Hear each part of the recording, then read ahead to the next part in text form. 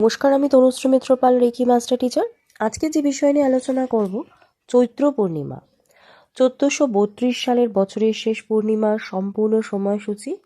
পঞ্জিকা মতে এই তিথি কতক্ষণ থাকবে, অর্থাৎ পূর্ণিমা তিথি কখন শুরু এবং কখন শেষ, পূর্ণিমার নিশি ব্রত পালন, গঙ্গা স্নানের সময়সূচি এবং দানেরও সব থেকে শুভ সময় কতক্ষণ থাকবে সেগুলো জানাবো।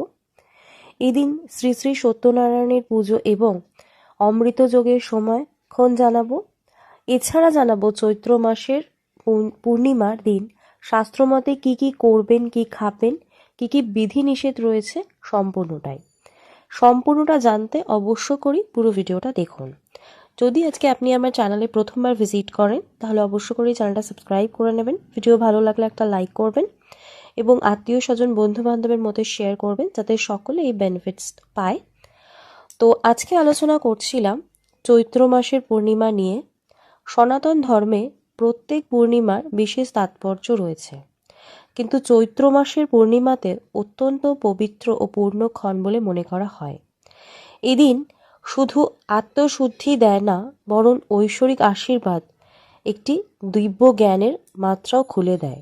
16টি রূপে পূর্ণ হয়ে কিরণ ছড়ায়, তা মন ও চৈতন্য ও আবেগের ভারসাম্যের প্রতীক। চৈত্র মাসের এই পূর্ণিমা ভগবান বিষ্ণু ও চন্দ্রদেব ও হনুমানজির পূজার জন্য অত্যন্ত পবিত্র। হনুমানজি এই দিন আবির্ভূত হয়েছিলেন। এই দিন হনুমানজির পূজা করলে তিনি ভক্তদের দুঃখ দুর্দশা লাঘব করেন, তাদের সাহস ও জ্ঞান ও শক্তি প্রদান করেন। এদিন ভগবান বিষ্ণু ও মা লক্ষ্মীর আরাধনা করলে গৃহে সুখ শান্তি ও সমৃদ্ধি আসে। রাতে প্রদীপ জ্বালালে অশুভ শক্তি বিনষ্ট হয় এবং গৃহে ইতিবাচক শক্তির আবির্ভাব ঘটে। এই দিন নিরামিষ খাবার গ্রহণ করুন। আপনার মনকে শুদ্ধ রাখুন। ক্রোধ, অহংকার, ঝগড়া থেকে বিরত থাকুন। মিথ্যা কথা বলা, তর্ক করা দূরে থাকুন। অভাবীদের সাহায্য করুন। চৈত্র মাসের পূর্ণিমার সময়সূচি: 1 এপ্রিল 2026 বুধবার 6:35 AM টু 2 এপ্রিল 2026 বৃহস্পতিবার 6:48 PM। নিশি পালন হবে 1 এপ্রিল 2026 বুধবার। ব্রত পালিত হবে 2 এপ্রিল 2026 বৃহস্পতিবার। গঙ্গা স্নান ও দানের সময় হচ্ছে 2 এপ্রিল 2026 বৃহস্পতিবার সূর্যোদয় থেকে 6:48 AM অবধি। আর সত্যনারায়ণ পুজোর সময় হচ্ছে 1 এপ্রিল 2026 বুধবার 5:48 PM টু 7:24 PM।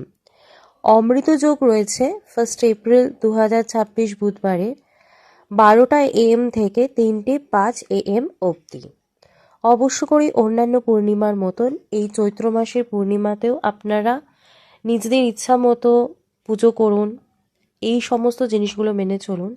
দেখবেন নিজেদের জীবনে যে সমস্যাগুলো নিয়ে চলছিলেন সেগুলো থেকে অবশ্য করেই ভালো থাকবেন, ভগবানের আশীর্বাদ লাভ করবেন।